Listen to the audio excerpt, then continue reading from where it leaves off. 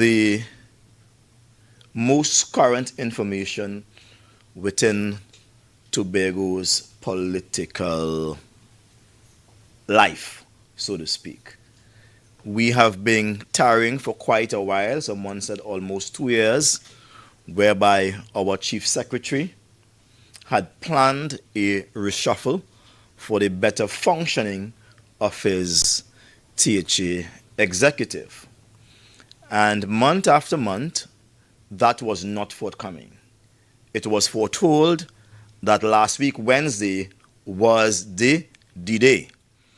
And yes, there was a meeting of the executives where some attempts were made to do the reshuffle. But the backroom information is it did not go well. I felt that Tobago was being puppy-showed, and someone needed to stand up and let those secretaries who are feeling themselves, who can be deemed as Manarat and Borat, to know what time it is. And so last week, Thursday, I held a press conference and I stood with the chief secretary, letting him know that you can go ahead and you can do your reshuffling. I will stand as an assemblyman. I will support that. I'm not going to support any coup. I believe that would have cleared the air over the misconception that I would be an ally against the chief secretary in bringing about his demise. I want to tell Tobago now that I am no friend of the chief secretary, but I am no ally with those who wish to bring about his demise. Let him fall on his own sword, or let him fall on his own weight. And let the people judge him by his own actions. This is my modus operandi. And I want to congratulate the chief secretary for making the bold move, taking the bull by its horn, and eventually reshuffling his executive for its better functioning. At least that is the reason. I'm a bit concerned over what I expected and what was delivered. It reminds me of one of Shakespeare's play, something that belonged to the 16th century. It can best be referred to Much Ado About Nothing. You should read that play. Much Ado About Nothing. And when one applies that play literally to the situation, there's a lot of fuss was going on, a lot of hype went into this restructuring. People were glued as if it was a momentous occasion and that Tobago will finally be delivered from a place where it is almost nameless, almost faceless, and nothing takes place. We finally felt that this would have been a move to get the economy going, put people back to work, mostly, perhaps diversify the economy, and get some of those divisions, which have been in a comatose state, back to life. So it meant a lot for Tobagonians. But sadly to report, when I saw the response this morning to the reshuffling, or I would say the literal reshuffling, I could not help but remember Much Ado About Nothing. For example, there was one promotion and one demotion in the reshuffling. One promotion. We have the assemblyman for Canaan Bonacord area, Joel Notsi. Get it right? Notsi Sampson, I get it right, yeah. Right? He has been elevated, and kudos to him, from being an assistant secretary in DQUID, which is Division of Infrastructure, Quarries and Urban Development, long names, meaning little or nothing to Tobagonians, right? He has been elevated from an assistant secretary to now a Secretary of Community Development, yes, Community Development, Youth Development, and Sport. Whereas the holder for that position, Terence Plaster Baines, has been removed and been demoted to an assistant secretary in the Division of Infrastructure, Quarries, and Urban Development. You could say it's a swap. One that would have benefited Joel Sampson, his salary goes up, and one that would not have benefited Terence Baines. His salary went down as an assistant secretary. Moving on quickly, there were 5 lateral transfers. Lateral transfers, we have Assistant Secretary Sonny Craig being transferred from Health, Social Services, and whatever you call it. This is just too long, I feel. They make you tired. Just say Health. All right? And he's now placed in the area of Assistant Secretary to the Chief Secretary, and with specific responsibility for energy transition, carbon sequestration, overarching environmental protection policies. Let me pause and take a dig into this. I'll come back to the promotion and demotion at the end. Sonny Craig, if you know Sonny Craig, he's not able with dysfunction.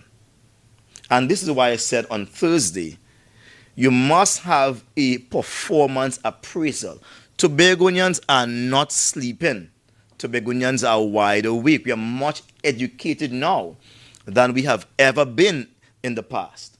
So don't come and foist upon us Sonny Craig, putting him in the office of the Chief Secretary with specific responsibility for energy transition. What does that mean to Sonny Craig? Energy transition. What does it mean? Can he grasp what energy transition means?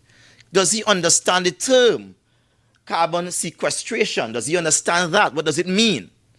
You know? Does he understand the overarching environmental protection issues and policies? These are very pertinent issues. These are issues that the world is grappling with. These are issues that the G10 and the G20 nations are grappling with. And you're putting Sonny Craig with specific responsibility to that area. Failure. This cannot be a serious restructuring. What are the benefits or the qualifications or the natural characteristics of Sonny Craig are going to make you feel he's going to be successful in that area? The whole world is moving away, trying to lessen its carbon footprint. And you just think you could just drop Sonny Craig there on Tobagonians, and we should accept that, put him as Assistant Secretary to the Chief Secretary. It does not make sense in my book. And I'm saying to you, Mr. Chief Secretary, bad choice, square peg, wrong hole. Can't fit. Moving on quickly, Assemblyman Megan Morrison. She was in the tourism, culture, and this kind of stuff. They have moved her and placed her in health, wellness, social protection, with the specific responsibility for social support programs. Again, if we have had failures under her tenure, failure in the jazz, failure in the Tobago Carnival, failure in all these cultural stuff, tourism industry failed tremendously, why are you putting her over to a very sensitive area as health, wellness, and social protection? This is a life and death area. This is life in the ER. What makes you think that Assemblyman Megan Morrison will do a fantastic job and will do Tobago justice? We have to understand that the electorate of Tobago is looking on, and we are wiser now than we have ever been. This does not cut it. Failure. Square peg. Wrong hole. Does not fit. Assemblyman Niall George. He was the assistant secretary in settlements, where you call your housing, etc. I'm using local terms that people understand because these long terms could be misleading. He has been placed now as the assistant secretary in tourism, culture, antiquities, and transportation, with specific responsibility in sport tourism, community-based tourism, and culture. What again? Sports tourism? Is that here in Tobago? Do we have sports tourism in Tobago? What is the policy for sports tourism? Has anyone done sports tourism here before in Tobago? Where is it taking off? Is it a new field? What is his core competencies? Does he have a degree in sport? Is he an international sportsman? What's going to make him be successful in this department? Again, square peg, wrong hole, failure. Councillor Sutika Williams Orr. She was an assistant secretary in the chief secretary department, assisting him in HR, etc. They have placed her in the division as an assistant secretary in the division of finance, trade, and the economy, with specific responsibilities of reorganizing the HR structures of the division, the Department of Trade, and as a general public service management. Failure again. If you want to fix your HR, there would be an HR director, there would be an HR manager. How can you take an assistant secretary and put her in finance, trade, and the economy, and then all you are showing her is HR? That is not a place where you hire people. That's a place where money is being allocated, where trade is being sought after, where the economy is being built, rebuilt, or administered differently. But the best work you could find for that assistant secretary in finance is to look at HR. Again, square peg, wrong hole, failure. Councillor Orlando Kerr. He was in education. He's now an assistant secretary in the division of settlements, public utilities, and rural development. If while he was in education, he could not have run with the horsemen, he couldn't have walked with the horsemen. Let me take that back. If while in education, he couldn't have walked with the footmen or the foot soldiers, how you are sending him to run with the horsemen in housing, settlements, etc. It's sad that you are taking people out of the fire, out of the frying pan, and put them into the fire. I'm going to pick that phrase over again. You are taking people out of the frying pan and you are putting them into the fire. If where they were working before, they were not performing, and the reason for moving them is to make them more useful to the executive, I can say to you now that as a chief secretary, you need someone to help you manage that team you have, or the team you have as name you have. You need someone to help you manage that team. The team has been badly placed, badly positioned, and Tobago is no longer holding their breath on this. We can see failure from the beginning. None of these persons have been moved has any wide skill in any of the area they have been placed. They have no professional experience, and certainly from what I'm seeing here, they have not been taking training at all whatsoever. Or else if they have been taking training, they would have remained where they were placed and not be moved. But the reason why you're moving them is because where they have been, they have not mastered that. And as if you want to sweep dust under the carpet, you have moved them out swiftly under the name of change, but you have placed them where? In an area where they cannot work. Tobago demands much better, and I'm saying the time has come for us to fix Tobago, or better than fix Tobago, it's time for Tobago to win. I ask myself, why is Terence Baines being placed as an assistant secretary in Division of Infrastructure, Quarries and Urban Development. What is he expected to do there? URP and maintenance. Has he ever built anything in his life? Has he ever built anything in his life? Why you put him in maintenance? URP. URP auto is a growing component of the THE that builds and does a number of innovative and encouraging things. You're putting Pastor Baines in an area where he show very little skills of personal development. He has demonstrated very little skills of personal development. You put him in charge of persons who are widely experienced and have a zenith towards personal development. You cannot put a lame person to lead those who are fully able. And this is what's going on here. What are we expecting out of URP now? If he's driving URP, is he going to use that raucous way about him to lead URP? Or is he going to do it in a way that encourages and motivates people? What skill does he have to put him in URP? Put him in maintenance? Is he a carpenter? Is he a builder? What skill he has? And suffice to say that Joel Sampson is the baby of the team, and I will not say much about him, except that he's the baby of the team. And to take the baby of the team and put him in charge of community development, he says that you are giving that which was made for adults to their kids. Community development is not a simple task. It's the very lifeblood of the community. All right? It's the lifeblood of the community. As an assemblyman, one should look at whether or not he has fixed the parking facilities going by that area down there, Keenan, going to call it, Milford Court down there, whether or not the people are satisfied down there with all the areas, you know, and you're putting him down there now to be, and all of to be good to be responsible for community development.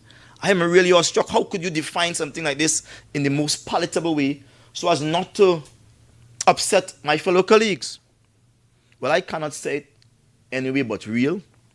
This reshuffle is putting 7 square pegs in 7 round holes. There is no perfect fit here. I'm not sure how it will fit, but there must be a next reshuffling coming up. There must be another reshuffling. Because I'll tell you this, if there's no reshuffling coming up, then they all will fail, and this will be the end of my fellow colleague as Chief Secretary. And I wish for that not to happen. So I will say to my fellow colleague, Assemblyman, Chief Secretary, Fali Chavez Augustine, pull back this paper. Pull it back. Yes, it's okay. A man is not a man unless he could change his mind. Every man changes his mind. God changes not. Pull this back. Pull this back. Leave people as they were. Bring some persons in and train them.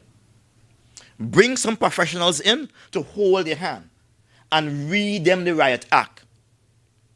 You see, you're putting 7 persons, 7 new areas. The learning curve is going to be long. It's going to be steep. When do you expect these persons to actually start delivering? Let's think about it. When do you expect Sonny Craig to understand what carbon sequestration is? Big term. When do you expect Pastor Baines to understand that you have to be motivated? You have to have a drive, an inner drive capacity to lead people in your European maintenance. Because if you don't have a drive within you, those things will fall down. And as far as I know of Pastor Baines, he doesn't have a drive. He has a drive with his mouth, but he doesn't have the drive to get work done.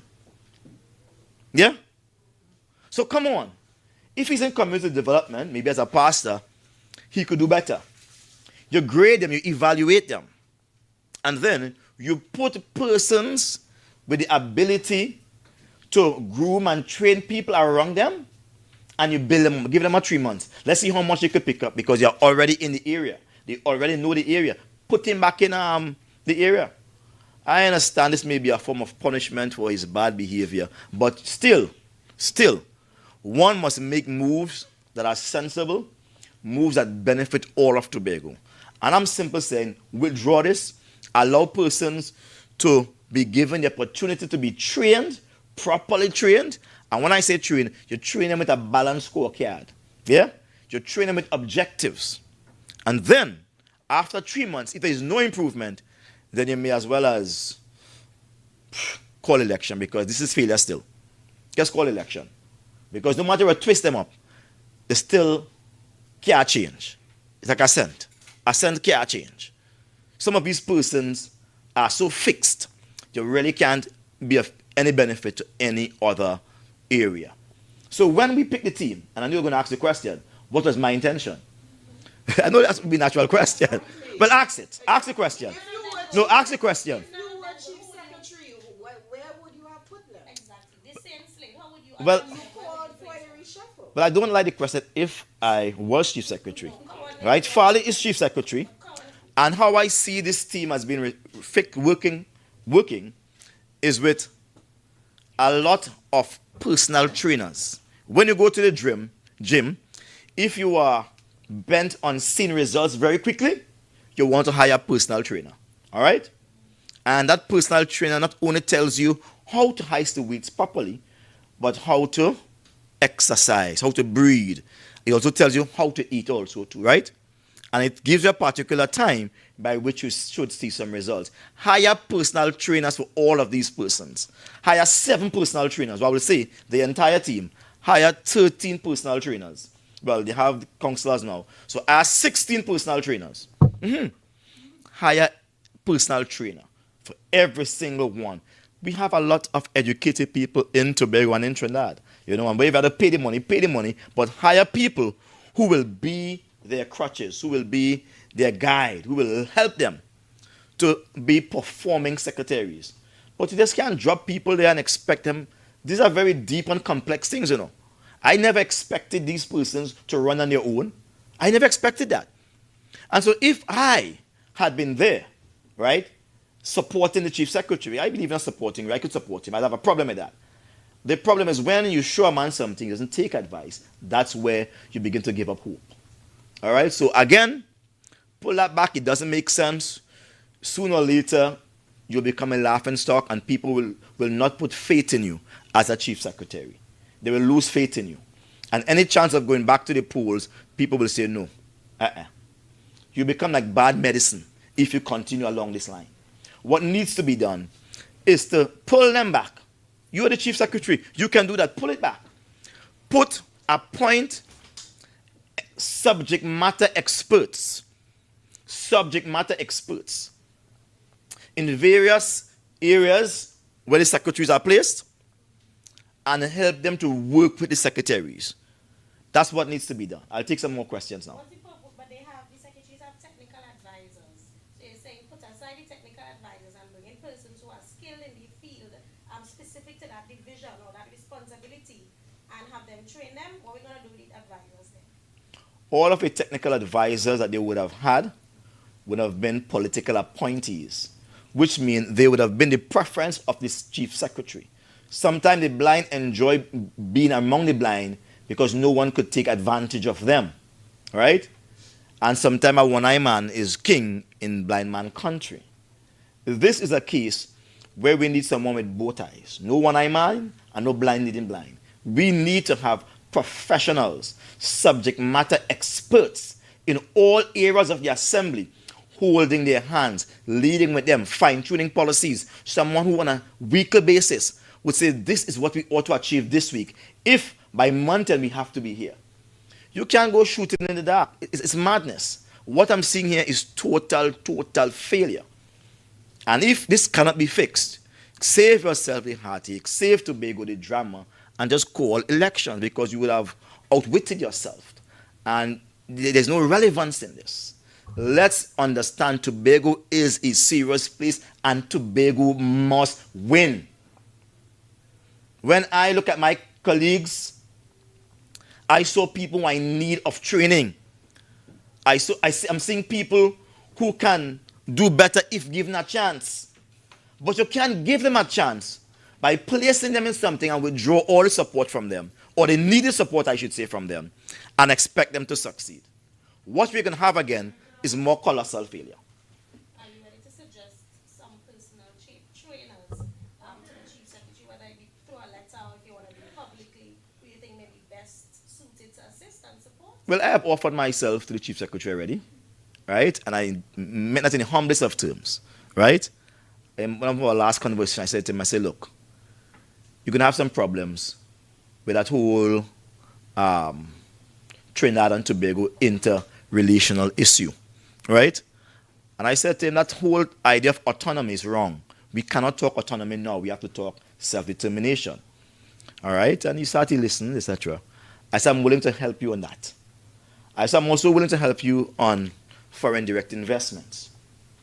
Because when you go to foreign direct investors, you must have a plan. You can't go and tell them, well, we have Soca, we had this, who's investing in that? Is that fun and games thing?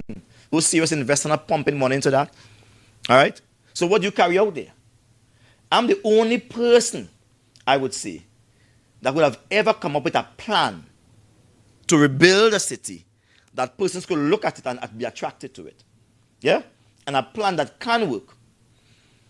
That plan ought to be done for every single village within Tobago, every single area within Tobago, right?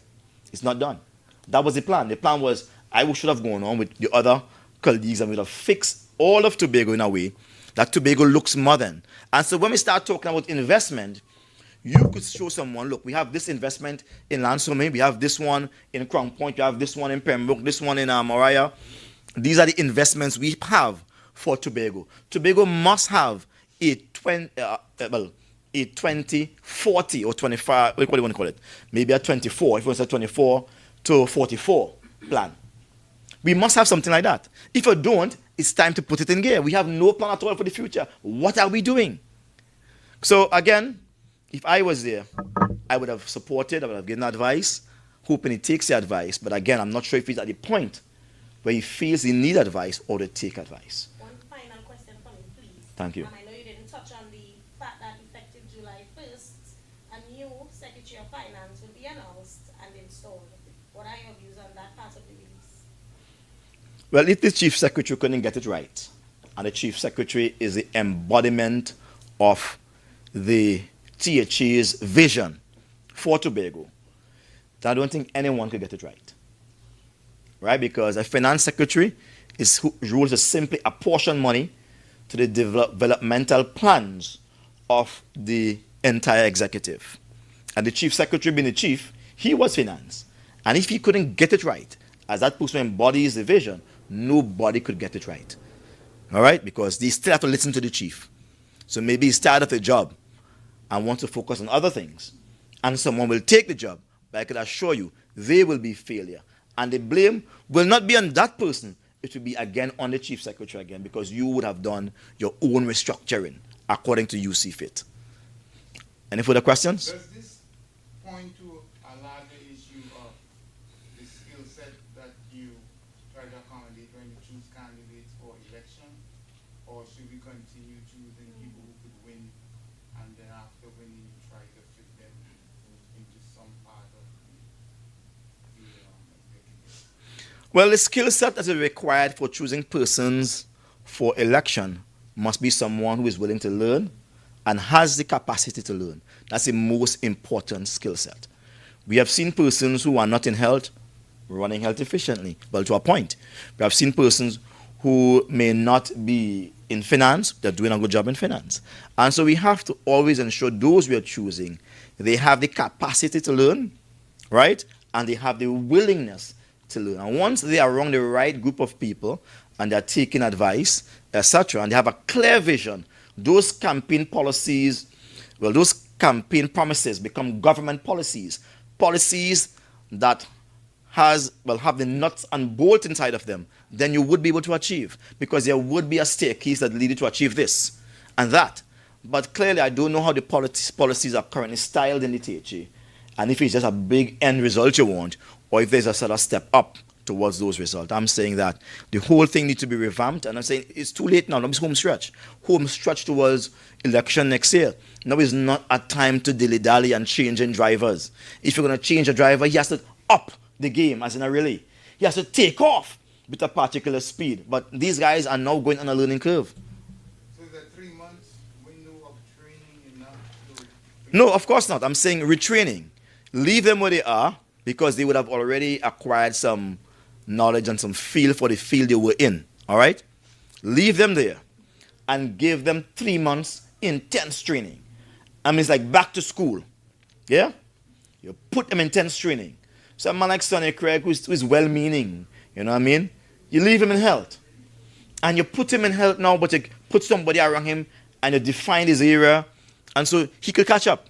But when you put him in energy transition, first of all, what does energy transition mean to Sonny Craig?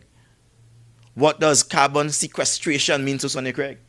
Does it mean anything? What does it mean to you? We hardly understand what that means. You're going to drop him inside that? Come on, man. Let's not mock eating and eating a laughing stock now. You know what I mean? When they put him, last time he had to do a speech up there, he had a paper, reading from a paper.